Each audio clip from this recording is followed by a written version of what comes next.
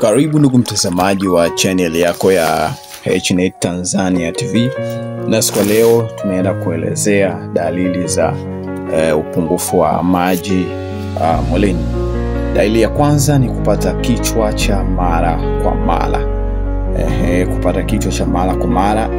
Lakini dalili ya pili ndugu mtazamaji ni kukaukiwa sana kooni, lakini pia kuhitaji kunywa maji mara kwa mara. Na wakati mwingine maeneo ya mdomo mate yanakuwa asili ya uchungu na mdomo unakauka na kujenga asili ya magamba kwa nje. Lakini dalili nyingine ndugu mtazamaji za upungufu wa maji ni kuhisi kichefuchefu na kutapika. Ukiwa unapata kichefuchefu na kutapika, lakini hii sana sana huwapata sana kwa watoto, lakini kwa baadhi ya watu wazima pia inawapata hii kupata kichefuchefu na kutapika. Na wakati mwingine hutokea wakati pale unapotoka kula chakula unahisi kichefuchefu na kutaka utapika. Lakini dalili nyingine ndugu mtazamaji upungufu wa maji yani dehydration ni kukakamaa kwa viungo, yani maeneo ya joint, kwenye magoti, maeneo ya viwiko na maeneo yote ambayo yana maeneo ya joint yanakuwa yanakakamaa, basi una upungufu wa maji mwilini. Lakini dalili nyingine ni kupata choo kigumu. Inapokosekana maji ndugu mtazamaji unapata choo kigumu, kwa sababu kwenye mfumo wa mmeng'enyo wa chakula haupati kiasi cha kutosha cha maji. Dalili nyingine ni mawe kwenye figo kupelekea kufeli kabisa, ama kupelekea kupata kidney stone wanaita, kupata mawe katika figo. Unaweza kuwa figo kabisa, au tunasema kwamba hapa dalili kupitia figo ni figo zako kupata changamoto, kuwa na matatizo ya figo mara kwa mara. Lakini dalili nyingine ndugu mtazamaji ni mkojo kubadilika rangi. Ukiona rangi ya mkojo yako inabadilika mara kwa mara, basi una dehydration, yani una upungufu wa maji. Unaenda kujisaidia, rangi ya mkojo inakolea sana, inakuwa sometimes inakuwa kama nyeusi. Ukipima UTI unaonekana hauna, lakini kumbe na upungufu wa maji mwilini. Dalili nyingine ndugu mtazamaji ni kukosa choo, hasa ni choo kidogo mara kwa mara. Choo chako unapata kiasi sana.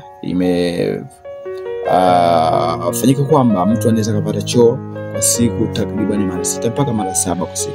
Hivyo ikiwa chini hapa unapata mara 2, mara 3, moja, basi una dehydration, upungufu wa maji. Dalili nyingine ndugu mtazamaji ni kushindwa kusimamisha uume vizuri, hasa kwa wanaume.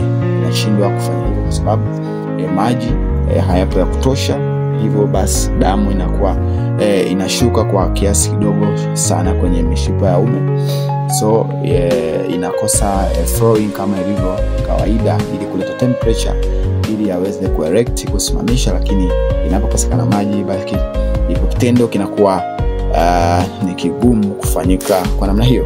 Lakini dalili nyingine ndugu mtazamaji ni macho kuwa makavu, na wakati mwingine kupoteza uwezo wa kuona vizuri.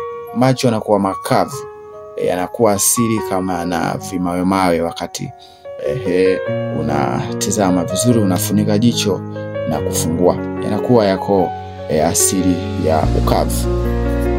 Na wakati mwingine wengine wanalia, hawezi kutoka machozi.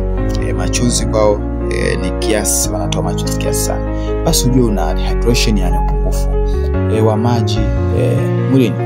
Lakini ndugu mtazamaji dalili nyingine na ya mwisho kwa siku ya leo ni kupungua kwa matendo yote ya mwili, yani matendo ya mwili kiujumla yanapungua.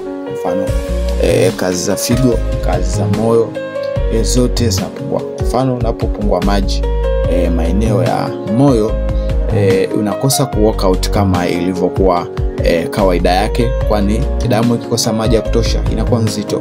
Ikiwa nzito hivyo force moyo kufanya mapigo kuwa katika hali ya tofauti isivyokuwa kawaida, kwa sababu damu imekuwa nzito, haiwezi kuzunguka vizuri katika maeneo ya mwili, na ndio inakuwa inapelekea mpaka sehemu za miguu kuuma na kupata ganzi za mara kwa mara, kwa sababu damu ina flow bila ya kufuata system yake ilivyokuwa kawaida. Kwa ndugu mtazamaji, ukiona dalili hizo na ambazo nyingine ambazo tutazitaja, ukiwa na namna hiyo, basi tembelea kituo cha afya kilichokuwa karibu na wewe kwa ushauri zaidi. Maji ndio uhai wa mwanadamu. Jitahidi kunywa maji ya kutosha. Asante sana. Karibu katika vipindi vijavyo.